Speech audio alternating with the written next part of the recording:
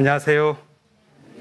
평화 인사를 드립니다. 성령 강림절 두 번째 주일 예배 참석하신 교회 여러분, 또 온라인으로 함께 여기에 참여하신 많은 분들과 함께 기쁨의 인사를 나눕니다. 오늘은 이번 주일 말일께 있을 한국전쟁을 기억하고 우리 민족의 아픔, 또 우리 현실에 남겨져 있는 남북의 화해의 과제, 이것을 생각해 보면 남북 화해주일로 함께 드립니다. 한국전쟁은 여러 가지로 우리 민족의 마음에 또 제도에 트라우마를 남겼습니다. 그러다 보니 사회적인 분위기가 아픔을 겪을 때에는 대결과 갈등의 방식으로 표출되어지는 것들이 참 강하죠. 종교 역시도 그런 정신에 포착이 되면서 지난 한국 교회가 70여 년간 사실 분단 신학, 갈등의 신학, 대결의 신학, 이게 우리의 어떤 신앙의 좌표인 것처럼 생각되어지는 그런 흐름들도 강했습니다. 우리가 그것을 넘어서야 하겠는데요. 사람들이 화해로 나아가기 전에 좀 몇 가지 그 단계들이 있다고 합니다. 처음에는 다르더라도 용납하는 단계가 있고, 용납을 넘어서서 마음이 그를 향하여 열리면서 용서하는 단계가 있다면, 용서를 넘어서는 것이 서로 화해라고 하는데, 화해까지 나아가는 그런 길들이 꽤 멉니다. 하지만 우리가 분단 국가에서 최고의 선교의 사명은 통일이다 하는 이야기가 있습니다. 희미해지는 이 우리 민족의 과제, 또 우리 신앙의 과제, 이것을 우리 마음속에 잘 담았으면 합니다. 특별히 교회적인 준비는 좀 덜 돼 있지만 앞으로 교우들께서 관심을 가져주십사 부탁하면서 목회마당에 좀 실어놓은 게 있습니다. 이게 무엇인가 이렇게 생각하실 텐데요. 몇 년 전에 정전협정 70주년이 되는 내년 7.27까지 세계의 시민들과 함께 1억 명이 서명운동을 하여 이 한반도 문제를 넘어서자 하는 좀 범국민적인 운동이 있는데 좀 주춤했습니다. 그래서 오는 9월 WCC 11차 총회를 맞으면서 NCC에서는 NCC에 감행한 교단들은 이 힘을 합해서 한 100만 명이라도 우리가 동력을 만들어서 채우자 하는 노력을 했고, 그런 일환으로 작년 9월 기장총회에서는 교단이 이 일에 적극 참여하자는 결정을 하게 되었습니다. 그래서 10만 명 서명운동을 지금 진행해 나아가고 있습니다. 그걸 위하여 온 교회가 어떻게 참여할 수 있는지 그런 방안을 모색하고 선교협의회를 진행하면서 거듭하는 어떤 회의를 하고 있는데요. 저희 교회에서도 7.27부터 한 8.15 정도까지 교우들께 적극 참여해 주십시오 하는 요청을 드리겠습니다. 준비가 되면. 어떻게 참여하냐 하면 두 가지입니다. 하나는 서명 용지가 준비되면 온오프라인으로 종전 평화에 대한 우리의 어떤 선언의 마음을 담아서 서명을 하는 것이고, 거기에 참여할 때 1만 원씩 좀 내주시면 참가비로 그것을 교회 화해와 평화의 교회를 그 돈을 모아서 건립합니다. 예산이 한 15억 정도 되어서 교단적으로 지금 힘을 모으고 있는데요. 교우들께서도 염두에 두시면서 참여해 주시면 감사하겠습니다. 한 가지를 더 소개하고자 합니다. 오늘 우리의 특별한 주일 기념은 성정의 주일입니다. 이건 몇 년 전부터 향림 공동체에 속해 있는 4개 교회가 6월 셋째 주일은 성정의 주일로 지키자. 그래서 아직 완성되지 않고 있는 양성평등의 문제, 또 한국 사회 속에서 오히려 갈등의 어떤 단초가 되고 있는 성소수자의 문제, 이런 문제들을 우리가 믿음으로 고백하면서 잘 풀어가는 그런 계기도로 삼자 하는 주일이 오늘 성정의주일로 지킵니다. 특히 이 문제는 우리 한국 사회에서 마음을 열고 다음의 미래로 나아가기 위해서 해야 될 중요한 과제가 갈수록 되는 것 같습니다. 정치권에서는 이것을 분열의 어떤 공작들을 하다 보니까 사실 이게 남성 여성 간에 또는 세대 간에 어떤 갈등의 단초가 되고 있는데요. 그것을 넘어서서 갈 수 있는 길이 무엇일까 하는 그런 고민을 온 사회가 하고 있는 것 같습니다. 특별히 진보의 공동체는 이런 문제들에 대해서 어떻게 할까 생각을 하면서 저는 제가 얼마 전에 읽었었던 한 철학자의 그런 이야기를 한번 드리면서 말씀을 마칠까 하는데요. 꽤 난해한 책이 있습니다. 화이트헤드의 과정과 실제라고 하는 책인데 그 마지막 결론에 이런 말이 있습니다. 진보가 뭔가? 진보는 변화의 한복판에서 질서를 만들어내고 질서의 한복판에서 변화를 도입하는 것이 진보의 과제다. 질서가 그렇다면 뭔가? 질서는 두 가지가 있다. 하나는 새로운 신선함을 질식시키는 질서가 있고 그 사회가 만들어낸 탁월함을 살려낼 조건을 만들어내는 질서가 있다.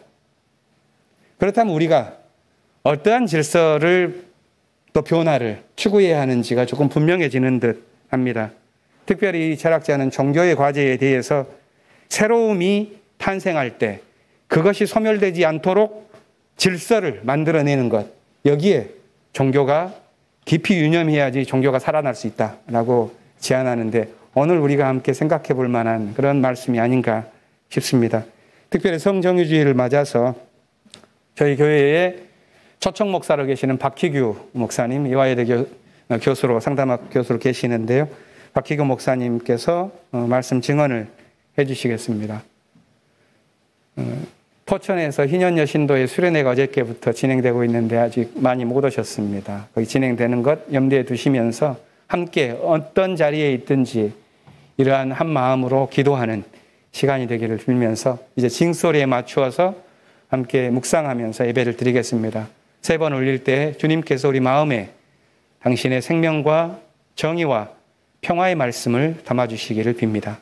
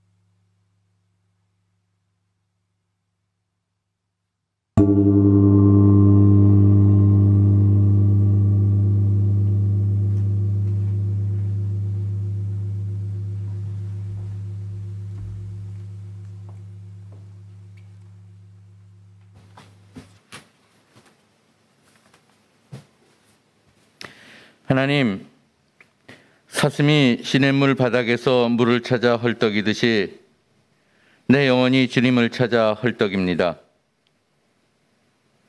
내 영혼이 하나님, 곧 살아계신 하나님을 갈망하니 내가 언제 하나님께로 나아가 그 얼굴을 배울 수 있을까?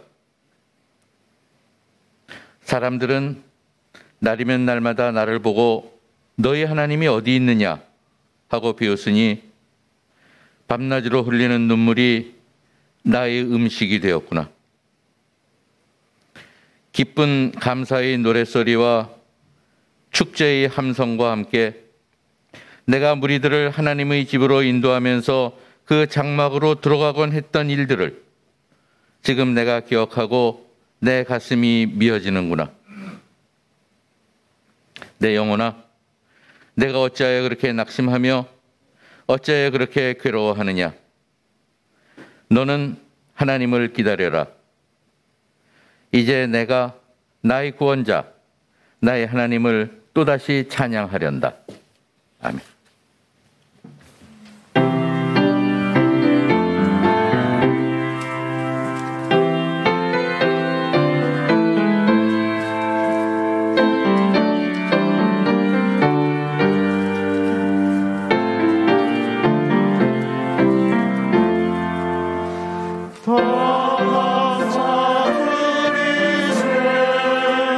온 마음을 주께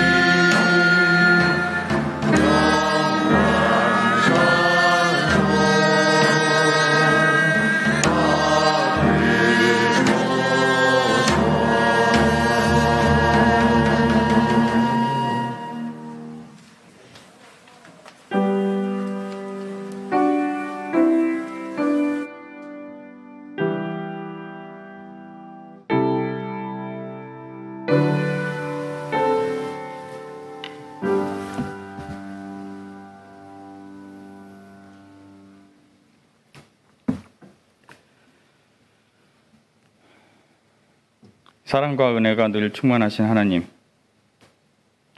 기나긴 봄가뭄으로 메마른 땅에 반가운 비가 내려 산천이 푸르러지고 능소화가 하늘 향해 흐드러지게 피어난 이 계절, 거룩한 주의 날을 맞아 이 부족한 죄인들 주님의 제단 앞에 나와 마음과 뜻과 정성을 모아 당신께 예배드리오니 기뻐 받아주옵소서. 평화의 주님, 1950년 6월 동족 상잔의 전쟁을 벌여 그에 따른 고통이 70여 년째 이어지고 있어도 당한 고난의 의미를 아직도 깨우치지 못하고 서로 적대하고 있는 우리 민족을 불쌍히 여겨주옵소서.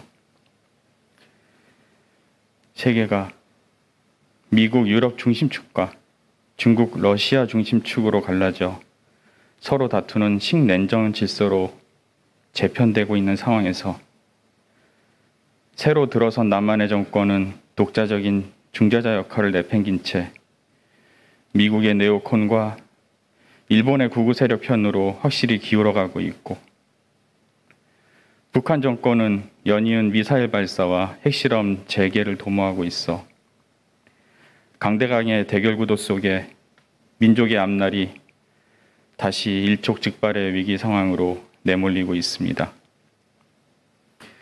남북한의 위정자들을 겸손하고 책임있는 자들로 세워주시고 그들의 권력이 온전히 당신에게 속해 있음을 기억하고 당신의 심판을 두려워하는 자들이 되게 하여 주옵소서. 그들이 민중 위에 군림하지 않으며 민중들을 존중하고 섬기는 위치에 있음을 깨달아 정의롭고 평화로우며 공평한 사회로 이끌어가는 주님의 일꾼으로 삼아 주옵소서. 그리하여 남과 북의 청년들이 비무장지대에서 만나 서로 어울리고 함께 춤추는 꿈과 같은 날을 가능케 하는 기적을 이루어 우리 민족이 이 세상에 주님의 공의와 평화를 펼쳐나가는 데 이바지하도록 세워주옵소서. 우리 향린이 한국교회 종전선언 화해와 평화의 교회 설립운동에 주도적으로 참여하도록 이끌어주시고 미약하게나마 이 땅에 주님의 평화를 이루는 환상과 꿈을 쫓아 좌충우돌 아등바등 실천하고 있는 우리 향린 교우들을 위로하시고 지혜를 주시며 힘과 용기를 북돋워 주옵소서. 누구나 그리스도 예수 안에서 하나임을 일깨워 주시고 언제나 자애롭고 넓은 품으로 우리를 감싸주시는 주님, 오늘 성정의 주일로 지킵니다.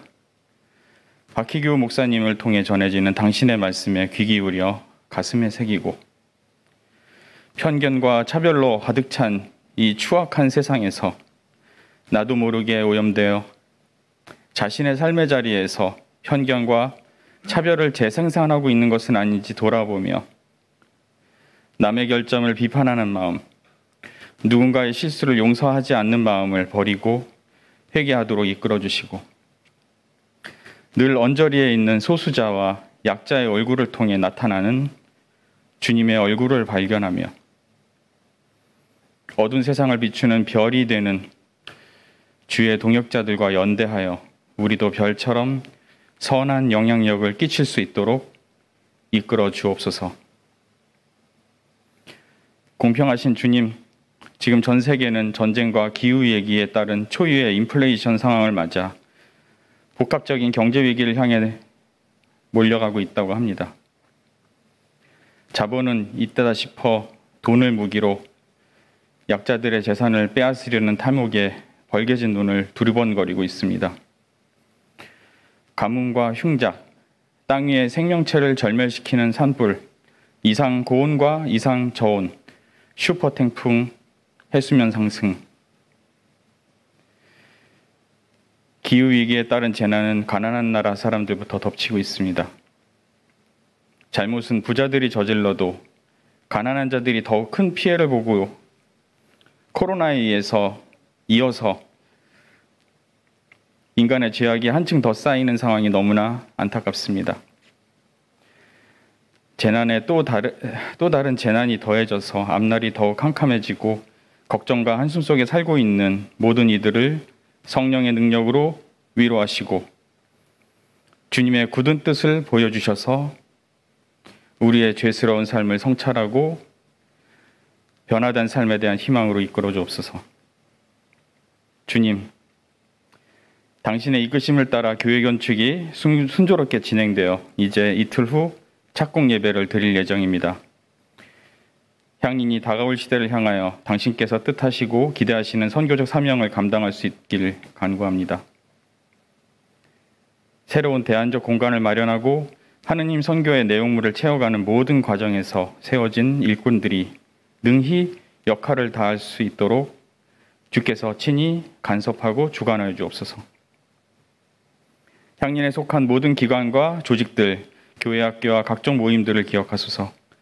코로나와 크고 작은 교회 내 분란을 거치고 나니까 규모가 위축되고 초라해졌습니다. 새로운 사역자를 맞이하고 현실에 걸맞게 기관과 조직 모양새를 재정비하되 모든 지체가 목적과 사명을 온전히 감당하여 하나님의 나라를 우리 안에 이루어오는데 부족함이 없도록 도와주옵소서. 이 자리에 함께 모여 예배를 드리거나 각지에 흩어져 있는 향인의 모든 교우들, 각자의 처지에서 생기는 아픔과 필요를 주께서 아십니다. 경제적으로나 정신적으로나 육체적으로나 고달픈 이들에게 형편에 따라 은혜를 베풀어 주시고 참된 위로와 치유의 영으로 보살펴 주옵소서. 작은 성취에 교만해지거나 작은 실패로 소망을 잃지 않게 하옵시고 하루 24시간 집요하게 다가오는 공중 권세 잡은 자의 유혹으로부터 구하여 주옵소서.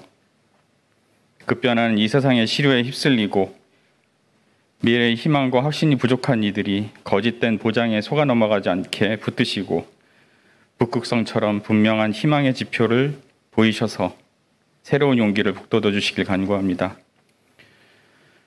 오늘 우리 예배를 기쁘게 받아 주옵소서. 이 예배를 통해 당신 홀로 영광을 받으시고 우리에게 하늘의 양식과 영생하는 생물을 먹이는 체험이 되어서 또다시 새롭게 삶을 살아가는 동력이 되고 구원의 기쁨이 다시 회복되길 기원합니다. 또한 주 예수께서 달려주신 십자가를 바라보며 결단의 순간에 머뭇거리지 않는 용기를 되찾길 간구합니다. 이제 침묵 가운데 주님의 목소리에 귀 기울입니다.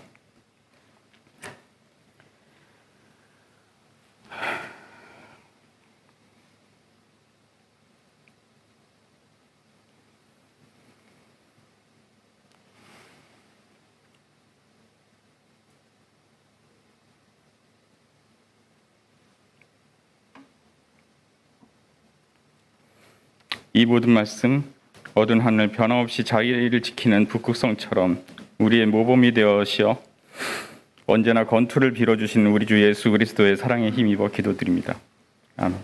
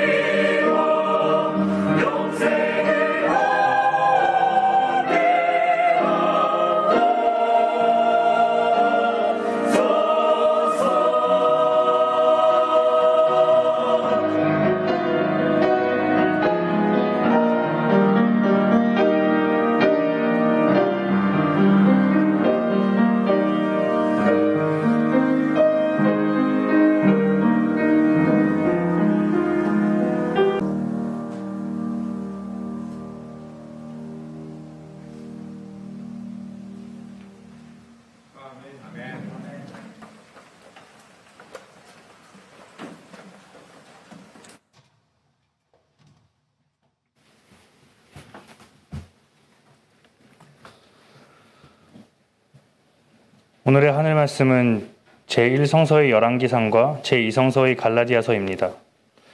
먼저 열왕기상 19장 1절에서 4절, 8절에서 15절 상반절까지의 말씀을 읽겠습니다. 제1성서 548쪽입니다.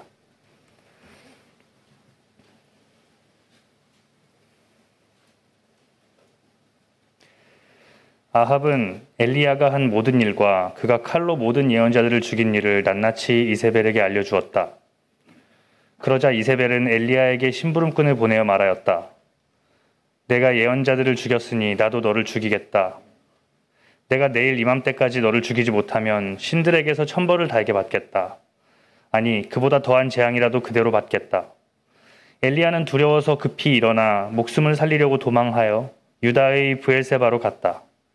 그곳에 자기 시종을 남겨두고 자신은 홀로 광야로 들어가서 하룻길을 더 걸어 어떤 로뎀 나무 아래로 가서 거기에 앉아서 죽기를 간청하며 기도하였다.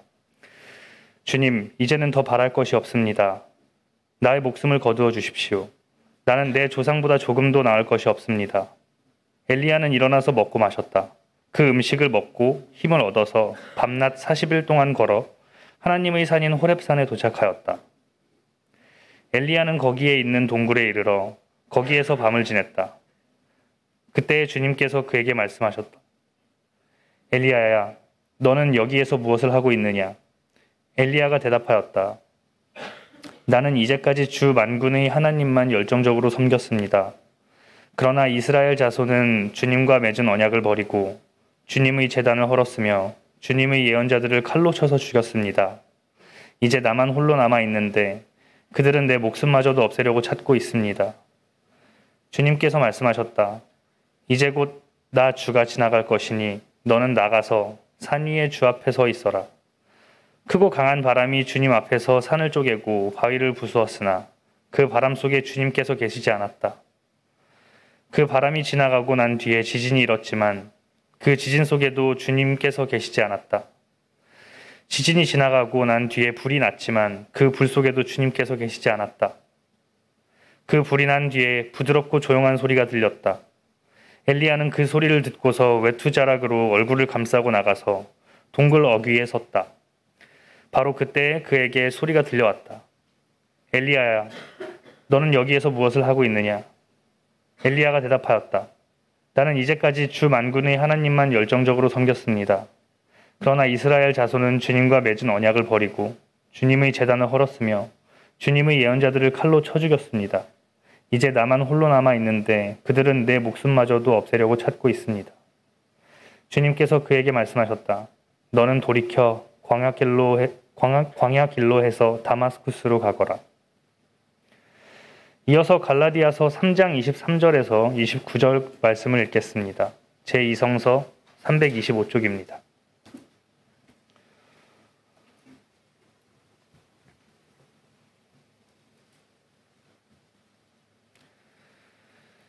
믿음이 오기 전에는 우리는 율법의 감시를 받으면서 장차 올 믿음이 나타날 때까지 갇혀 있었습니다.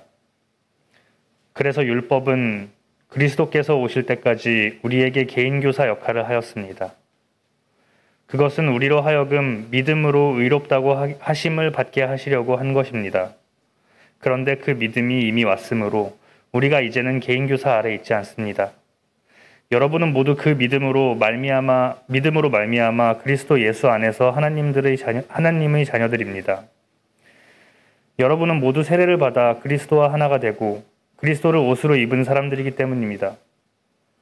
유대 사람도 그리스 사람도 없으며 종도 자유인도 없으며 남자와 여자가 없습니다. 여러분 모두가 그리스도 예수 안에서 하나이기 때문입니다. 여러분이 그리스도께 속한 사람이면 여러분은 아브라함의 후손이요 약속을 따라 정해진 상속자들입니다. 다 함께 갈라디아서 3장 28절의 말씀을 읽겠습니다. 유대 사람도 그리스도 사람도 없으며 종도 자유인도 없으며 남자와 여자가 없습니다. 여러분 모두가 그리스도 예수 안에서 하나이기 때문입니다. 이 말씀으로 귀한 깨달음과 결단이 있으시기를 바랍니다.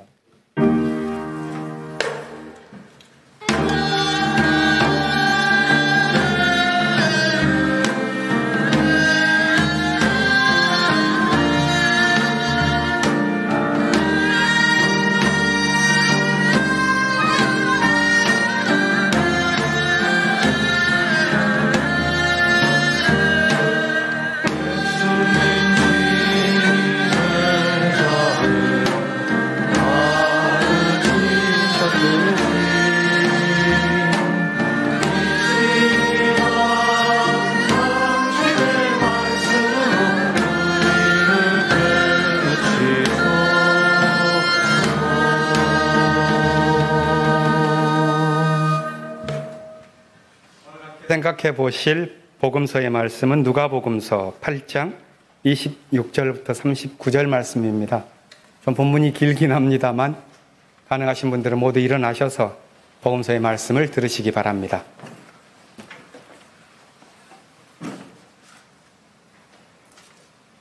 그들은 갈릴리 맞은편에 있는 거라사 지방에 닿았다. 예수께서 무태 내리시니 그 마을 출신으로서 귀신 들린 사람 하나가 예수를 만났다. 그는 오랫동안 옷을 입지 않은 채 집에서 살지 않고 무덤에서 지내고 있었다. 그가 예수를 보고 소리를 지르고서 그 앞에 엎드려서 큰 소리로 말하였다. 더없이 높으신 하나님의 아들 예수님, 당신이 나와 무슨 상관이 있습니까? 제발 나를 괴롭히지 마십시오. 예수께서 이미 악한 귀신들을 그 사람에게서 나가라고 명하셨던 것이다. 귀신이 여러 번 그 사람을 붙잡았기 때문에 사람들이 그를 쇠사슬과 쇠고랑으로 묶어서 감시하였으나 그는 그것을 끊고 귀신에게 몰려서 광야로 뛰쳐나가곤 하였다. 예수께서 그에게 물으셨다. 내 이름이 무엇이냐? 그가 대답하였다. 군대입니다. 많은 귀신이 그 사람 속에 들어가 있었기 때문이다. 귀신들은 자기들을 지옥에 보내지 말아달라고 예수께 간청하였다. 마침 그곳 산 기슭에 노아 기르는 큰 돼지떼가 있었다. 귀신들은 자기들을 그 돼지들 속으로 들어가게 허락해달라고 예수께 간청하였다. 예수께서 허락하시니 귀신들이 그 사람에게서 나와서 돼지들 속으로 들어갔다. 그래서 그 돼지떼는 비탈을 내리달아서 호수에 빠져서 죽었다. 돼지를 치던 사람들이 이 일을 보고 도망가서 읍내와 촌에 알렸다. 그래서 사람들이 일어난 그 일을 보러 나왔다. 그들은 예수께로 와서 귀신들이 나가버린 그 사람이 옷을 입고 제정신이 들어서 예수의 발 앞에 앉아있는 것을 보고 두려워하였다. 처음부터 지켜본 사람들이 귀신 들렸던 사람이 어떻게 해서 낫게 되었는가를 그들에게 알려주었다. 그러자 거라사 주위의 고을 주민들은 모두 예수께 자기들에게서 떠나달라고 간청하였다. 그들이 큰 두려움에 사로잡혔기 때문이다. 그래서 예수께서는 배에 올라 되돌아가시는데 귀신이 나간 그 사람이 예수와 함께 있게 해달라고 애원하였으나 예수께서는 그를 돌려보내시며 이렇게 말씀하셨다. 내 집으로 돌아가서 하나님께서 내게 하신 일을 다 이야기하여라. 그 사람이 떠나가서 예수께서 자기에게 하신 일을 낱낱이 온 읍내에 알렸다. 이는 주님의 말씀입니다. 앉아 주십시오. 마음이 급하시니 박희규 목사님 바로 나오시네요. 오늘 하늘대표에게 전해주시겠습니다.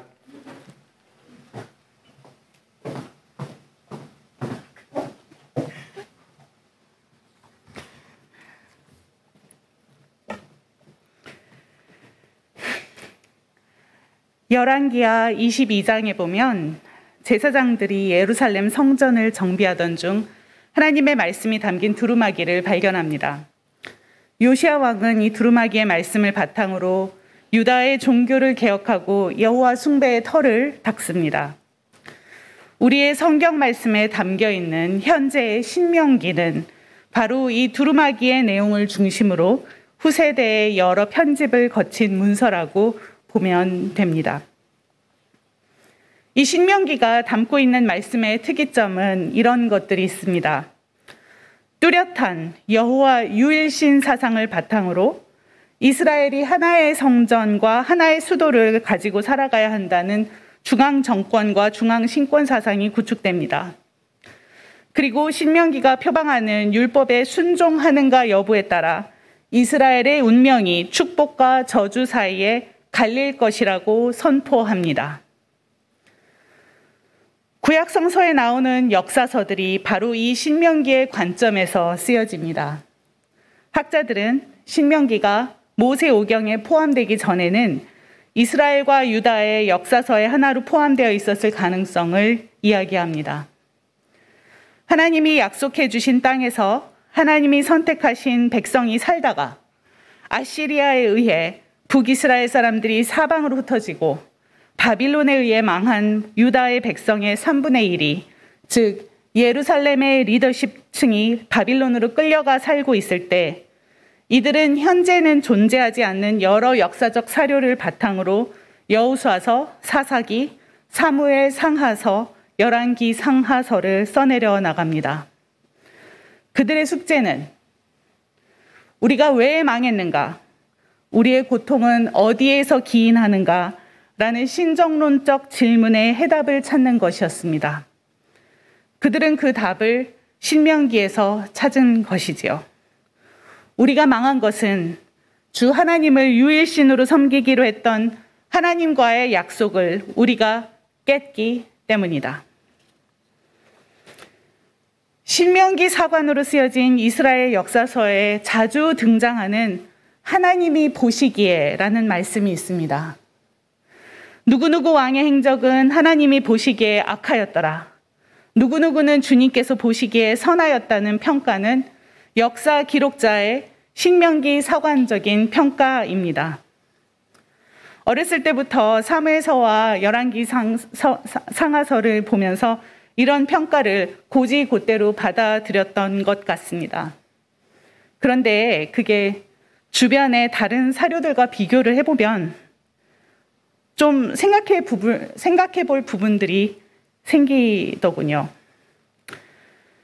열왕기서에 매우 악독한 왕으로 등장하는 아합 왕과 그의 아버지 오므리 왕에 대한 평가를 보면 다른 역사 사료와 크게 차이가 남을 볼 수 있습니다. 아합 왕의 아버지인 오므리 왕은 북이스라엘의 10개 부족들이 피 튀기는 정치 갈등을 해왔었는데 그것을 정리하고 제대로 북이스라엘을 나라다운 나라로 만든 왕이었습니다. 반복되는 쿠데타로 인해 쑥대밭이 된 나라를 정비하고 오므리는 사마리아라는 수도를 만들었고 그 안에 성전을 지어 나라를 나라꼴이 되게 만듭니다. 그래서 아시리아 등 주변 국가들이 가지고 있는 사료에는 오므리 후 세대에서도 북이스라엘을 오므리의 나라라고 부르는 것을 볼 수 있습니다. 아합 왕은 그렇게 나라를 정비한 부왕의 대를 이어 지혜롭게 외교 정치를 수행합니다. 솔로몬이 하나님께 지혜를 얻어 나라를 강건하게 하기 위해 주변 국가들과 정략 결혼을 열심히 해서 이스라엘의 위상을 높였듯이 아합 왕도 북이스라엘의 위협이 될 수 있었던 경쟁 국가인 시돈의 공주인 이세벨과 정략 결혼을 하여 주변 국가와의 안정적인 외교 관계를 성립합니다. 이런 역사적인 관점이 아니라 제가 한 여성으로 혹은 상담 심리학자로서 아합 왕을 평가하자면 아합은 그렇게 정략적으로 결혼한 여성인 이세벨을 진심으로 존중하고 중요한 소통을 원활하게 하여 건강한 부부관계를 유지할 수 있었던 안정된 사람이었던 것 같습니다. 그러나 신명기 사관은 아합이 다른 문화권에서 온 아내의 종교를 북이스라엘의 정식 종교로 제도화하여 하나님의 눈밖에 난 악한 왕으로 서술합니다. 그러나 한편 신명기 사관을 가지고 글을 쓰는 이의 단정적인 평가 속에는 하나님께 버림을 받고 벌을 받고 있는 것만 같은 고통스러운 역사의 자리에서 치열하게 자신들의 상황을 되돌아보려는 그들의 아픔이 담겨 있는 것도 같아서 이를 단순히 내동댕이 칠 수도 없는 것 같습니다. 그래서 오늘 해보고 싶은 것은 신명기 사관을 잠시 옆에다 밀어놓고 오늘 본문에 나오는 열왕기상에 나오는 이야기를 읽어내려 보고자 합니다. 엘리야가 갈멜산에서 450명의 바알 선지자들과 400명의 아세라 선지자들과 경합을 벌입니다. 몇 년간 진행된 가뭄을 폭풍을 주관하는 바알이 끝을 낼 것인지 여호와 하나님께서 끝을 낼 것인지를 보기 위해 양 팀이 두 신에게 제사를 지냅니다. 이 경합에서 여호와 하나님의 스펙타클한 승리를 이끌어낸 엘리야는 그들의 경합을 구경하러 온 구경꾼들과 함께 경합에 진 850명의 바울 선지자와 아세라 선지자들을 칼로 처참하게 죽여버립니다. 그 지역의 강은 우기에는 흐르고 건기에는 바짝 말라버리는 와디의 형태를 띠고 있었는데 엘리야는 군중과 함께 바알 선지자들을 말라 있다가 이제 곧 폭풍우가 흐르기 시작한 기손 와디로 끌고 내려가 그곳에서 이 대학살을 자행합니다. 상상하기 어려운 장면입니다. 폭풍이 몰아칠 때 칼로 벤 850명의 피가 이제 사막에 막 흐르기 시작하는 와디강에 붉게 흐르고 그들의 시체가 뒹구는 처참한 모습을 여러 영화 장면들을 머릿속에 긁어 모아서 상상해 봅니다. 그것을 자행한 인간은 그의 인생의 다음 장을 어떻게 살아나가게 될까요?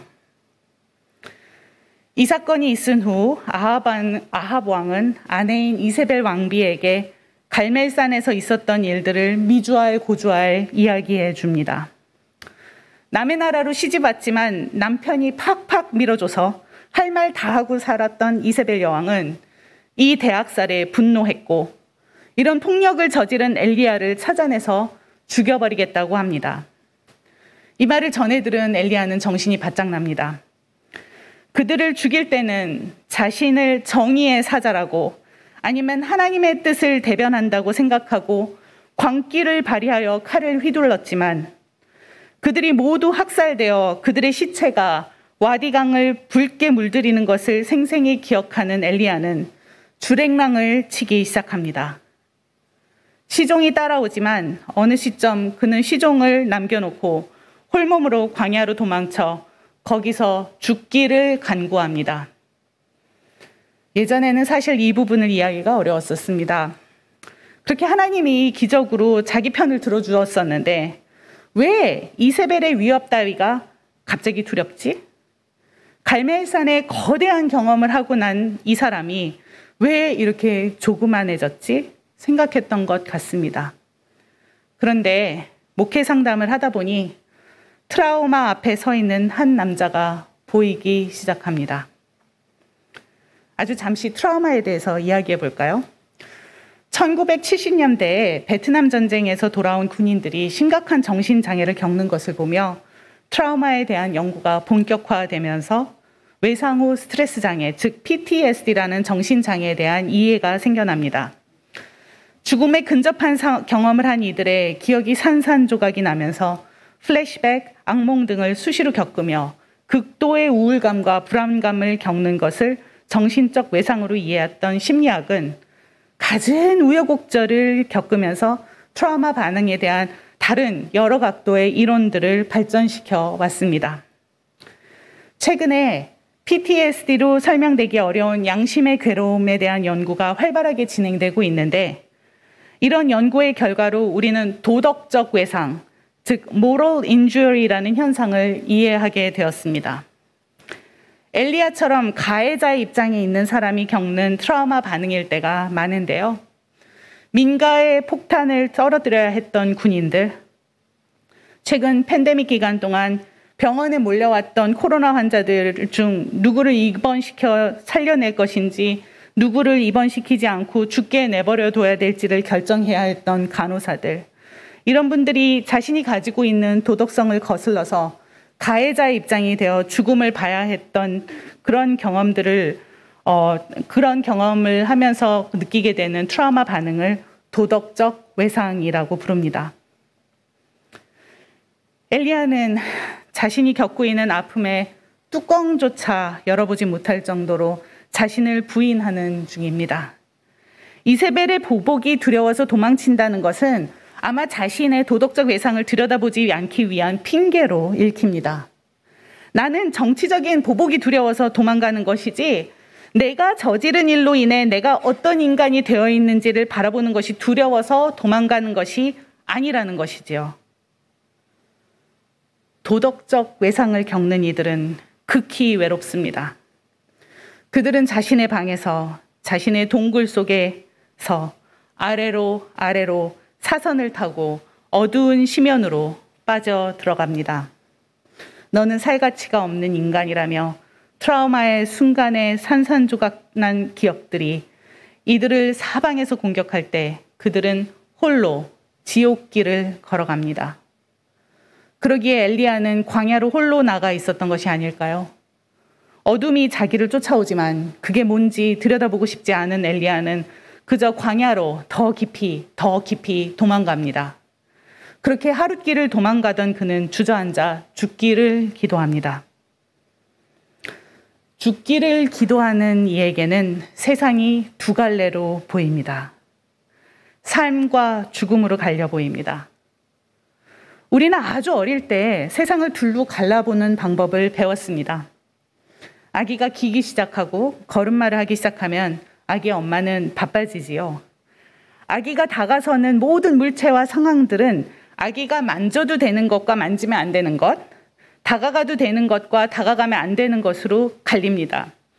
그리고 그것은 엄마의 안 돼! 라고 외치는 목소리로 좋은 것과 나쁜 것으로 구분됩니다.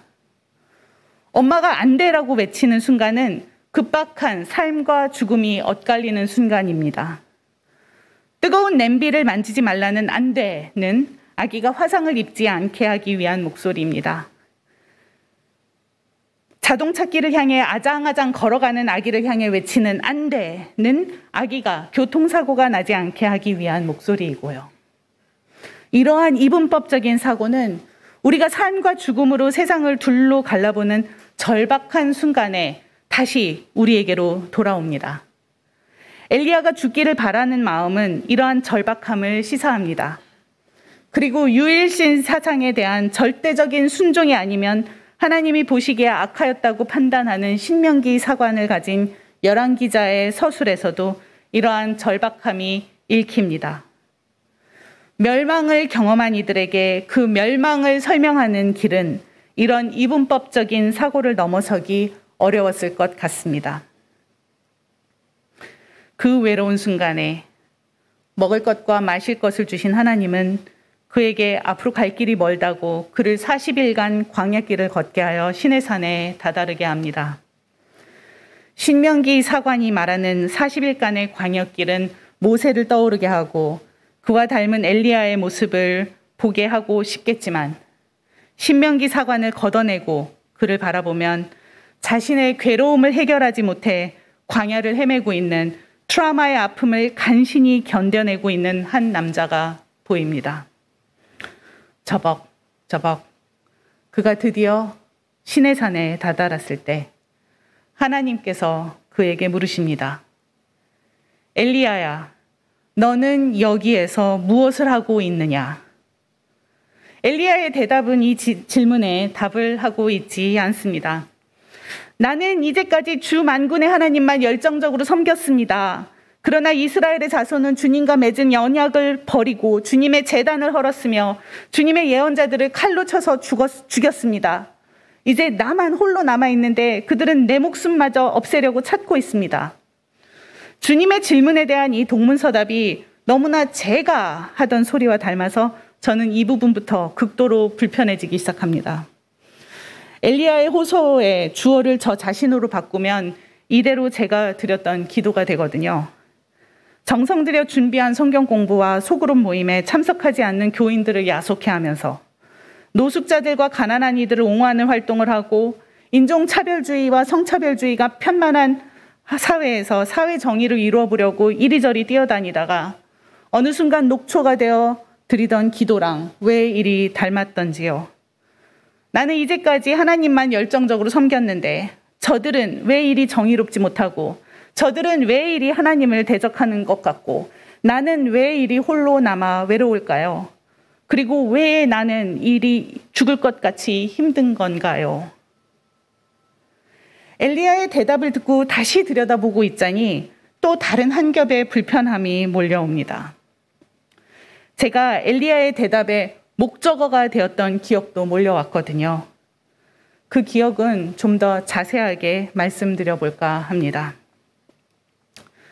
2015년 3월에 제가 속한 PCUSA 교단은 40년간의 공동체의 분별의 시간을 마감하고 결혼의 정의를 한 남자와 한 여자 사이에서 일어나는 일에서 두 사람 사이에 일어나는 헌신의 서약으로 수정합니다. 저는 1999년에 신학생으로 교단의 일원이 되었었는데 그 당시에 저희 교단은 장로의 안수 조건을 다룬 헌법 문항을 놓고 공방을 벌이고 있는 중이었습니다. 즉, 감독은 한 아내의 남편이어야 한다는 디모데전서 3장의 말씀을 근거로 장로의 조건을 한 아내의 남편이거나 한 남편의 아내이거나 경건한 독신이어야 한다는 헌법 조항이 있었는데, 이 조항을 단순히 배우자가 있거나 경건한 독신이어야 한다는 조항으로 바꾸거나 아예 이 조항을 제거하는 문제를 놓고 개교회들과 노회, 대회, 총회가 들썩거렸던 기억이 납니다.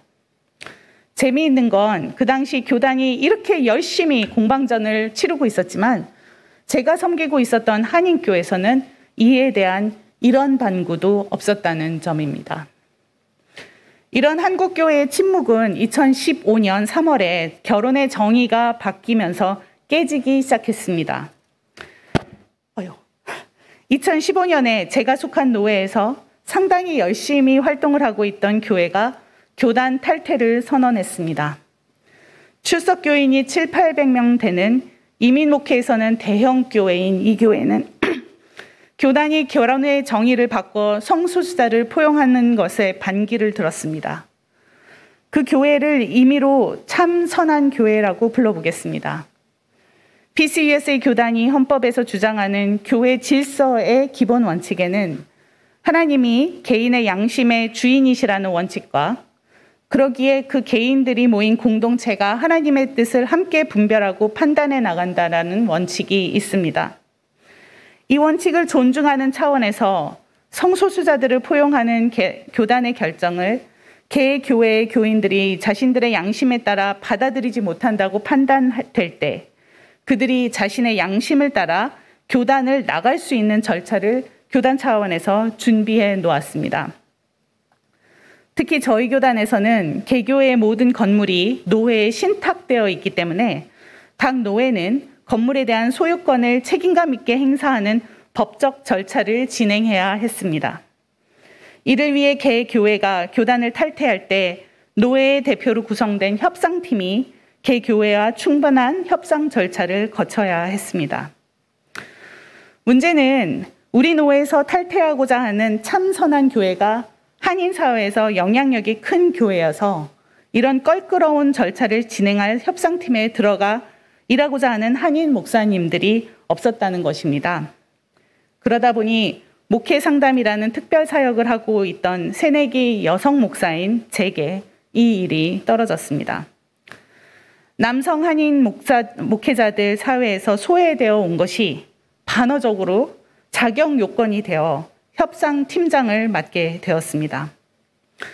저는 참 선한 교회를 도와 교단에 그대로 남도록 설득을 하든지 굳이 나가겠다면 곱게 나갈 수 있도록 돕겠다고 생각했습니다. 이 일은 매뉴얼이 짜여 있었던 일이었고 절차를 따라 차근차근 진행하면 그들을 고이 내보낼 수 있는 일이었습니다. 그러나 참 선한 교회의 교인들의 일부가 교단을 탈퇴하지 않겠다고 버티는 바람에 노회는 교단에 남겠다는 우리 교인들에 대한 책임을 져야 할 의무를 가지게 되었고 교단을 떠나겠다는 다수와의 협상은 점점 복잡해졌습니다. 급기야 그 과정에서 참선한 교회의 리더십 팀은 노회와 교단을 적으로 삼아 버렸습니다. 이 과정에서 제가 노회 협상팀 대표로 담당해야 됐던 일 중 하나는 이들과 함께 예배를 드리는 것이었습니다. 이들의 예배는 매주 전쟁터로 변해갔습니다. 그들의 목회 기도는 동성애자들의 죄에 진노하시는 하나님을 소환하고 죄의 눈을 감은 교단과 노회의 죄를 폭로하고 자신들의 열정을 호소하는 기도였고 담임 목사는 매주 하나님이 보시기에 동성애가 얼마나 악한 것인지를 여러 각도에서 조명하는 설교를 하였습니다. 그들의 언어 속에서 함께 예배를 드리는 저는 악마이기도 했고 마녀이기도 했고 매국노일 때도 있었습니다. 그들의 예배는 십자가 군병들아 주 위에 일어나 기들고 앞서 나가 담대히 싸우라는 찬송으로 맺어졌습니다. 이 예배를 구성하는 이들의 얼굴을 알고 이름을 알고 매주 같은 탁자에 앉아 이야기를 나누는데 그들의 예배 속에서 성스러운 하나님은 나를 악마로 삼으셔야 했고 저라는 인간과 이 교회 교인들 중에도 어딘가에서 아파하며 존재하고 있을 성소수자들은 그들이 선포하는 주님의 선하심에 짓밟혀야 했었지요. 하나님을 대변한다는 그들의 언어는 긴박했고 그들의 내러티브 속에서 저는 그들을 핍박하는 사람이 되어 있었습니다.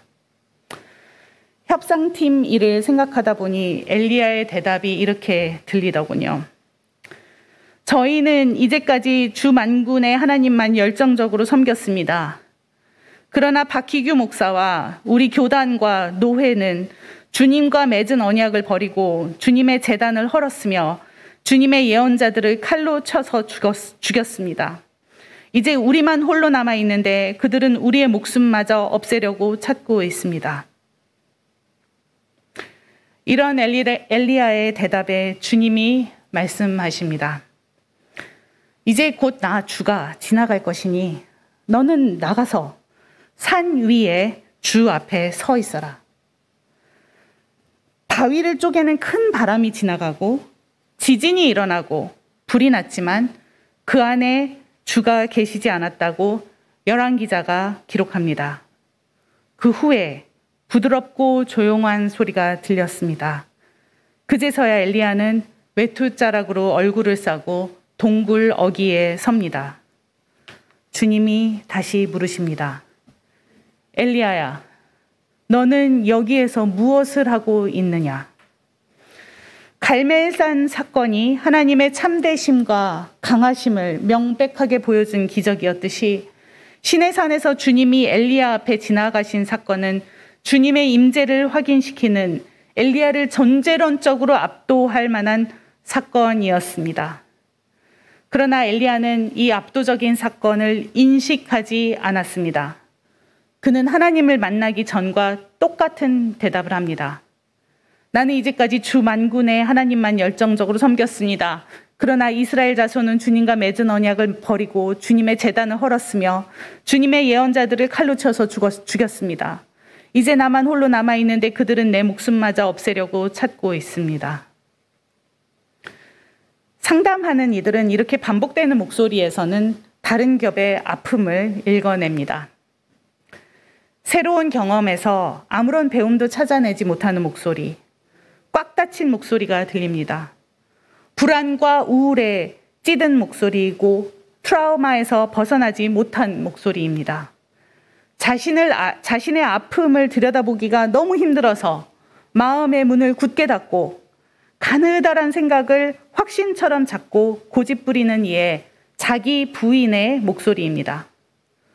다른 신을 섬기는 선지자들에 대한 의분에 차서 850명을 학살한 죄책감에 대해 내가 옳았다고, 이건 하나님에 대한 열정이라 우기면서 남들의 폭력만 기억하고 자신의 폭력을 들여다보지 않는 이의 목소리입니다.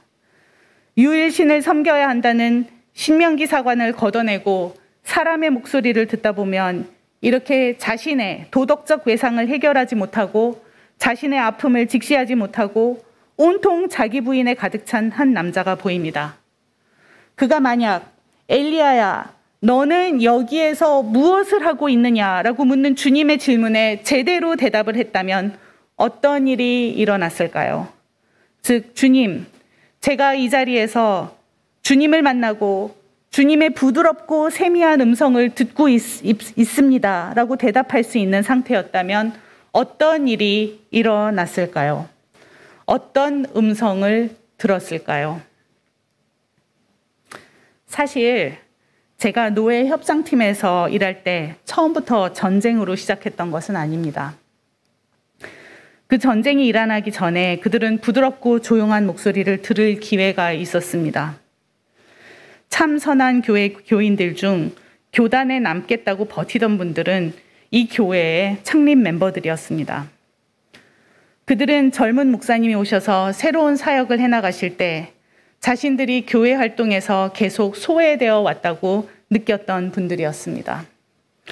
성소수자 문제에 대해 보통 어르신들이 열린 시각을 갖기에 어렵다고들 하시는데 이분들은 지극한 연세에도 불구하고 성소수자 문제에 대해 매우 분명하고 열린 생각을 가지고 계셨습니다. 그러나 그들에게 중요했던 것은 사실 성소수자 문제가 아니라 담임 목사의 목회적 돌봄에서 소외되지 않고 지내는 것이었습니다. 그들의 대의 명분은 성소수자를 교회에서 품자는 것이었는데 그들과 오랜 대화를 통해 알게 된 그들의 진정한 욕구는 사실 담임 목사와의 관계 회복이었습니다. 저는 여기서 희망을 보았고 참 선한 교회 담임 목사님과 리더십 팀과 이 그룹이 화해를 하고 함께 교단을 탈퇴할 수 있는 길을 찾기 시작했습니다. 수많은 전화 통화와 대화와 그룹 모임을 알선하고 양쪽의 아픔의 소리를 들어주고 양쪽이 원하는 바를 조정하고 심지어는 서로가 원하는 바를 미리 쌍방에 알려주고 마지막으로 이 두 그룹이 대면으로 만나 서로 직접 이야기를 할 수 있는 시간을 마련했습니다. 교단에 남겠다고 한 그룹은 이 모임에서 담임 목사님이 자신들에게 그동안 목회적 돌봄을 소홀히 한 점을 사과하면 담임 목사님과 뜻을 같이 하겠다고 약속을 한 상태였습니다. 바로 이 모임에서 담임 목사가 겸손과 아량으로 이들을 품으면 모든 문제를 해결하고 깔끔하게 교단에서 참 선한 교회를 보내줄 수 있게 된다는 것을 노회 측에도 확인하고 준비해 놓았었습니다. 그런데 말이죠. 그날 담임 목사님이 그 자리에서 마음을 바꾸고 그 그룹에게 등을 돌려버리더군요. 그때 명백해진 것이 있습니다. 그들이 내건 반동성애의 깃발은 사실 자신들의 내부의 갈등을 도려내려는 명분에 불과했던 것입니다. 그들을 하나로 묶으려던 협상팀의 정성스러운 노력은 이렇게 해서 산산조각이 났고 그때부터 참 선한 교회는 아군과 적군을 이분법적으로 분명하게 나누고 협상팀을 적으로 몰아 전쟁을 벌여야만 하게 되었습니다. 세상을 둘로 나눈 절박함과 자신의 내면을 들여다보지 못한 두려움을 넘어 엘리야가 그 자리에서 부드럽고 조용한 음성이 무엇인지 분별해냈다면 아마 그 목소리가 대면하기 쉬운 목소리는 아니었을 것입니다. 그가 오랜 광야길을 걸어 도달한 곳에서 대면해야 하는 목소리들은 아마 기손 와디에서 죽어간 이들의 얼굴과 목소리를 담고 있었을 것입니다. 그리고 자신의 도덕적 외상, 자신의 순간적인 오만이 만들어낸 폭력이 자아낸 아픔과 대면했어야 했을 것입니다. 엘리야야, 너는 여기에서 무엇을 하고 있느냐에 대한 대답은 한마디로 해결되지 않는 자신과의 고된 씨름이어야 했던 것입니다. 이런 기가 막힌 폭력을 휘두른 나는 누구인가? 하나님의 이름으로 저지른 나의 죄악이 무엇인가를 자문하지 않을 수 없었을 것입니다. 치열하게 자기 성찰을 하고 나온 선지자가 하나님 앞에서 성찰의 결과로 대답을 했다면 역사는 어떻게 진행되었을까요? 그런 대답을 해내지 못했던 엘리야는 폭력의 굴레에서 헤어나오지 못합니다.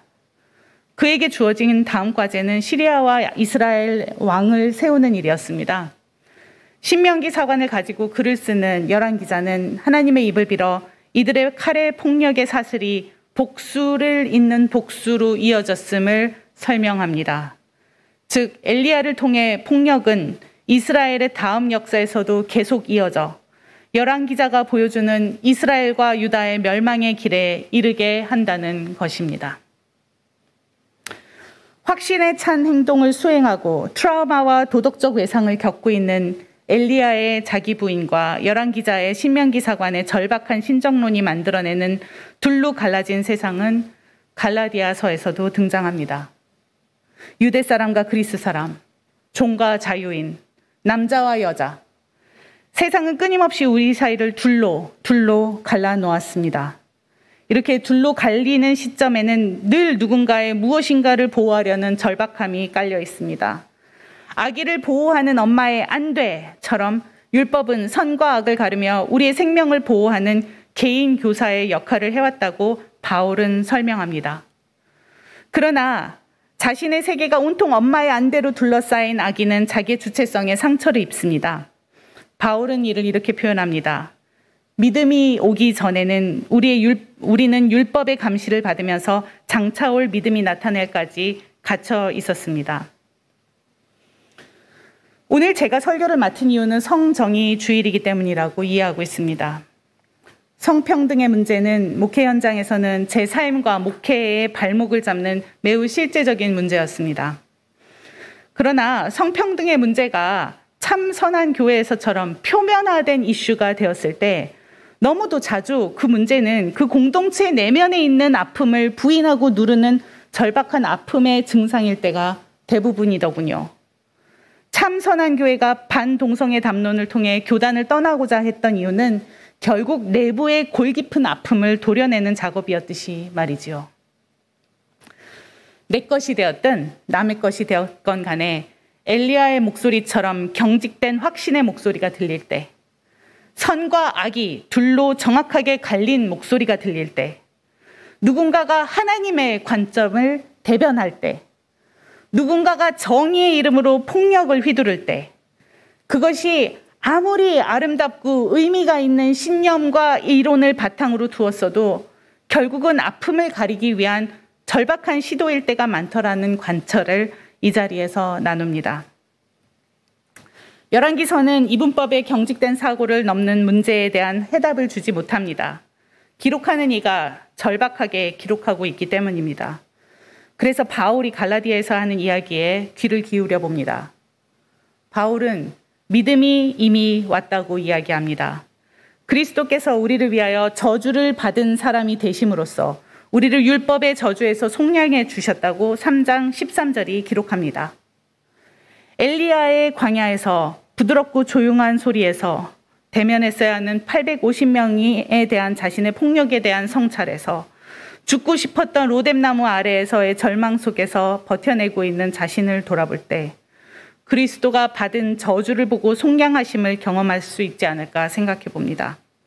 그것이 엘리야야, 너는 여기에서 무엇을 하고 있느냐라고 물으시는 하나님의 질문에 대한 믿음의 답변이 되지 않을까 싶습니다.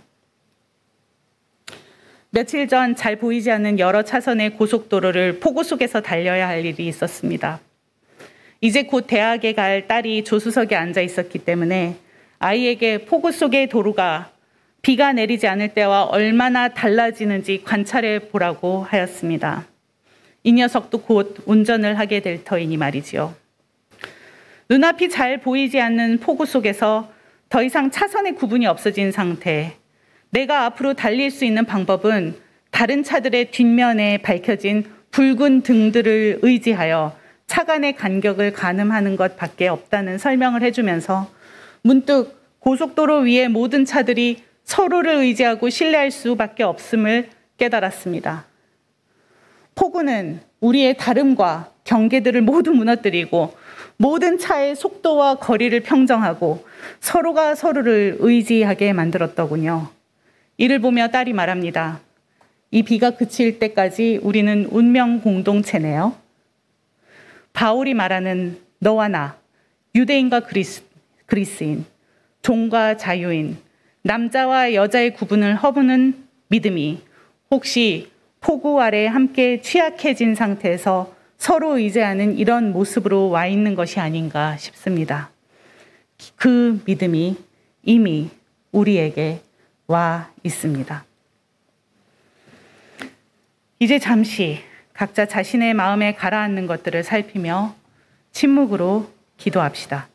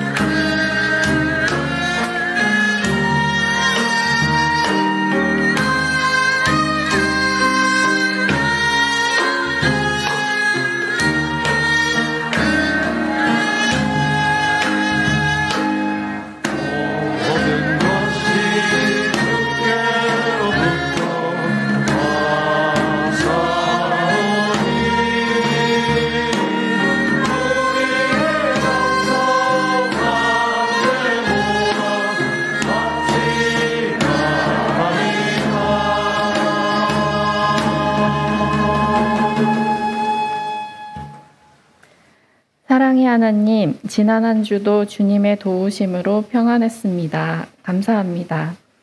생각해보면 모든 게 감사합니다. 우리 존재 자체가 감사하고 주님이 우리 삶의 등불이 되어주신 것이 또한 감사합니다. 그러나 습관처럼 불평, 불만을 일삼습니다. 지지난 코로나 대응 과정이 결과적으로는 우리가 살기 위한 것이었음을, 생태계가 복원되고 지친 일상이 회복되는 길이었음을 회상해 보면 삶의 많은 어려움도 주님의 도우심을 믿습니다. 우리 존재가 주님의 형상대로 빚어짐에 감사하며 다음 한 주도 평안하겠습니다. 이 모든 말씀 예수님의 이름으로 기도드립니다. 아멘.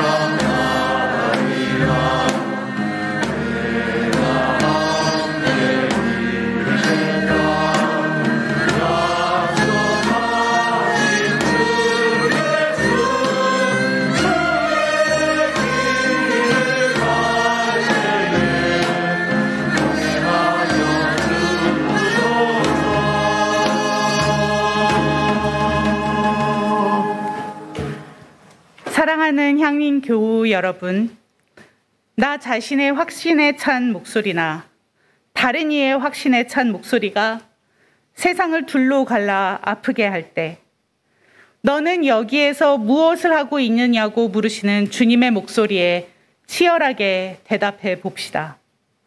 그 대답을 할 수 있게 하는 믿음이 이미 우리에게 와 있습니다. 함께 공동 축도를 드립시다. 주 예수 그리스도의 은총과 하나님의 사랑과 성령께서 이루어 주시는 친교가 우리 가운데 영원토록 함께 있기를 주님의 이름으로 축원합니다. 아멘.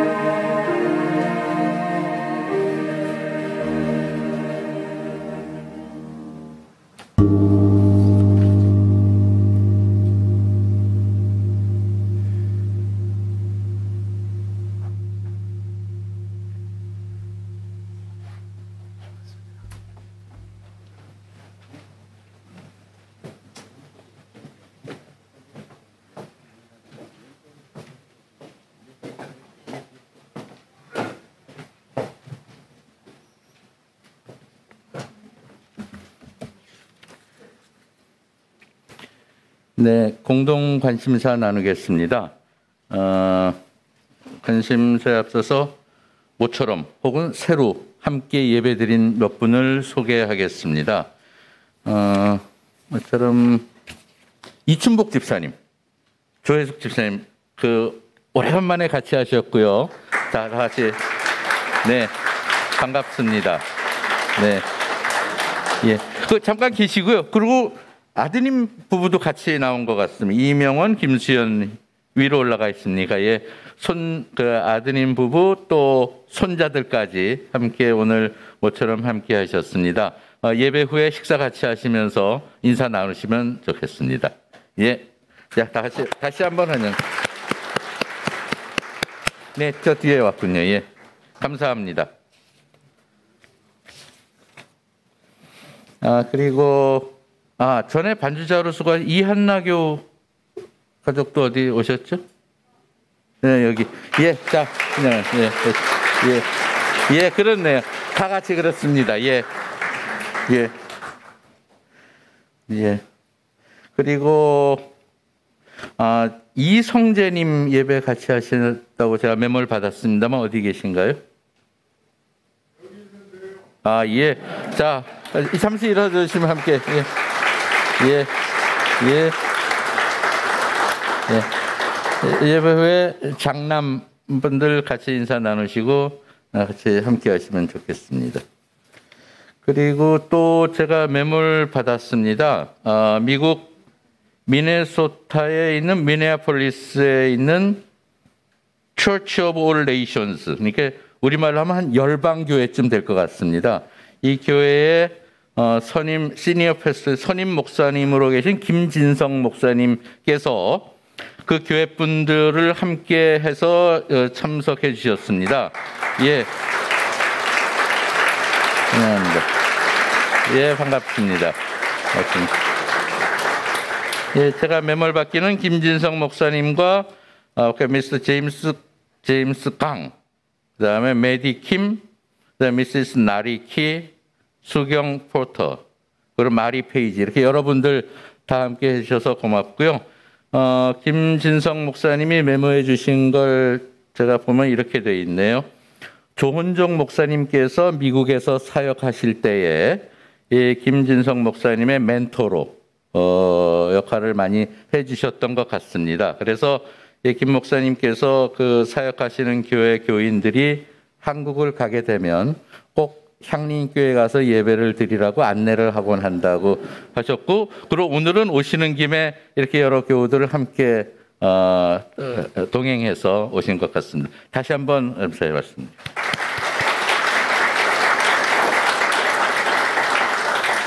네, 오늘 예배 같이 드린 분들 이렇게 먼저 환영을 했고요.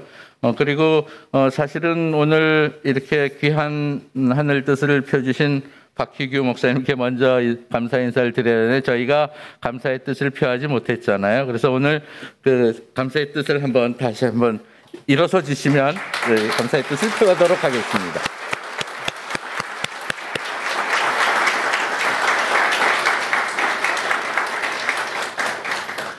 네, 감사합니다. 그러면 주보로 돌아가서 몇 가지 공동 관심사를 나누겠습니다.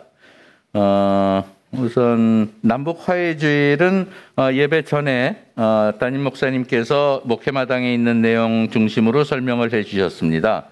한국교회 종전선언, 그리고 화해와 평화의 교회 설립운동이 진행 중에 있다고 아까 설명드렸죠. 그래서 그중에 우리 교회가 집중적으로 참여하는 기간은 여기 7월 24일은 아니고 7월 27일입니다. 7월 27일이 정전협정이 체결된 날이죠. 1953년이니까 올해가 69주년입니다. 내년 70년을 우리가 그대로 넘길 수 없다고 해서 가고 있는 중이고, 그 7월 27일 정전협정 체결일부터 8월 15일 광복절까지 약 3주 기간 동안 저희 교회는 집중적으로 참여하는 계기를 삼고자 합니다. 그래서 임박해서 다시 한번 설명을 드리겠습니다. 마음에 준비하셨다가 이때 함께 해주시면 감사하겠습니다. 그다음 목적 헌금은 몽골 나무 심기는 현재 푸른 아시아와 CBS가 공동 캠페인으로 진행하고 있는 내용이고 여기에 저희가 목적 헌금을 설정을 모근히 논의를 거쳐서 다 했습니다. 그래서 여기에 참여를 부탁드리는 것이고 저희가 2주 전에 푸른 아시아의 오기출 상임이사님이죠.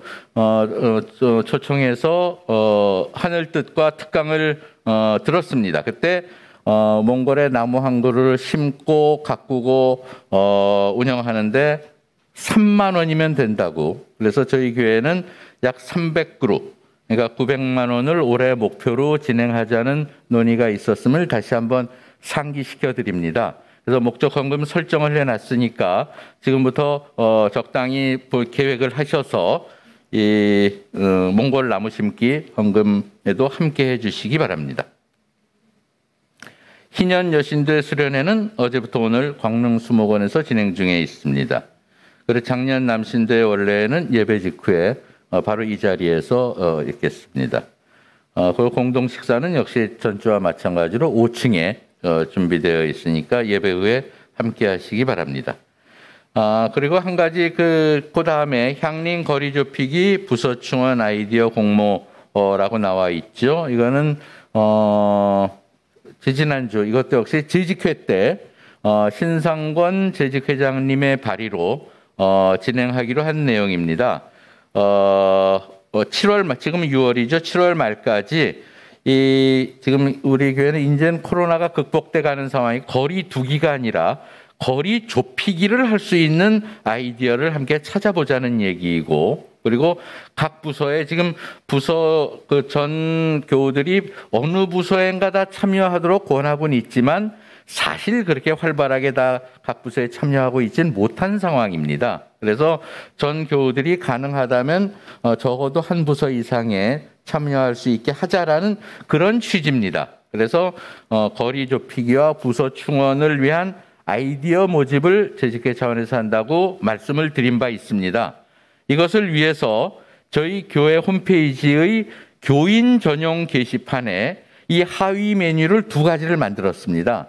저 교인 전용 게시판에 들어가시면 하위 메뉴 중에 하나는 이렇게 향림 거리 좁히기, 또 하나는 부서 충원 아이디어 공모, 이렇게 2가지 하위 메뉴가 뜨게 돼 있습니다. 그래서 교우 여러분들 꼭 한 번씩 들어가 보시고 여러분들 생각하는 내용들을 거기 적어 주시면 7월 말까지 저희가 수합해서 8월 재직회에 상정해서 확정을 하겠다는 것이 현재 재직회의 계획입니다.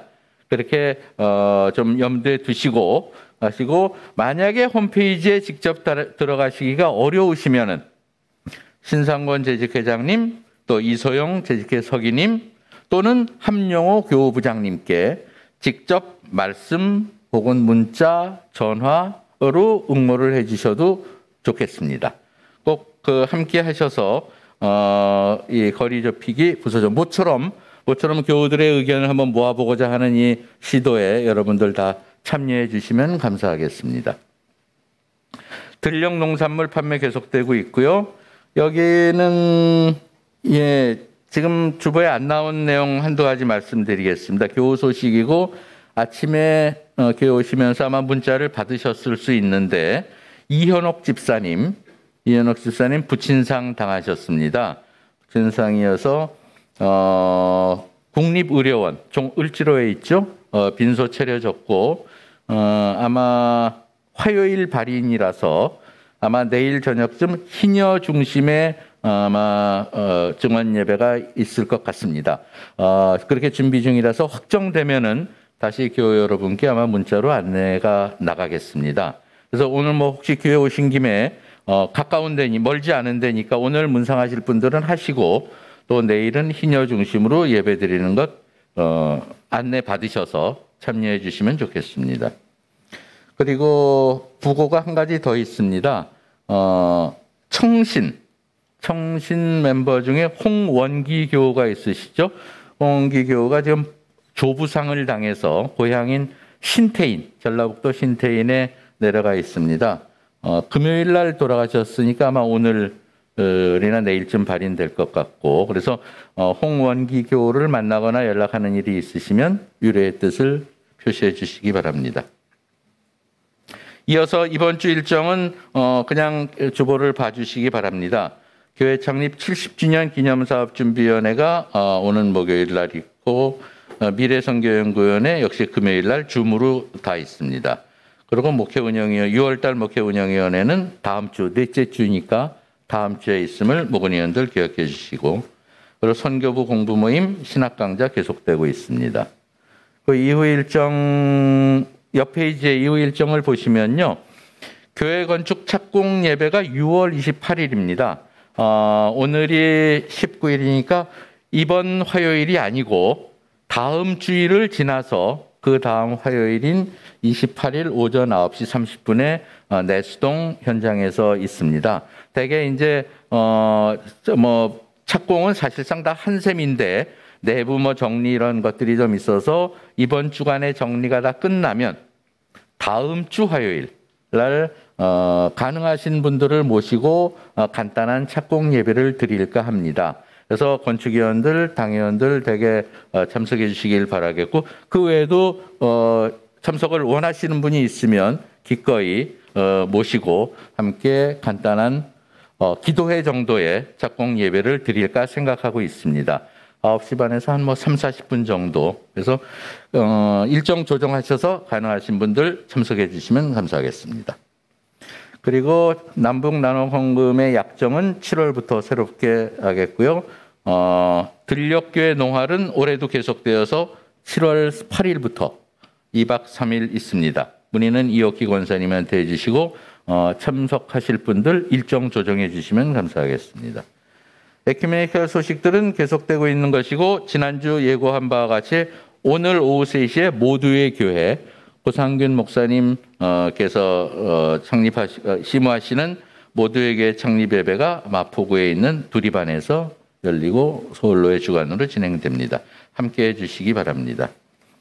네, 제가 준비한 것 또 받은 메모들은 대개 이렇게 설명을 드렸는데, 혹시 더 하실 말씀이 광고가 없으시면 저희 주보 마지막에 있는 향림교인 생활실천 다짐을 함께 낭독하도록 하겠습니다.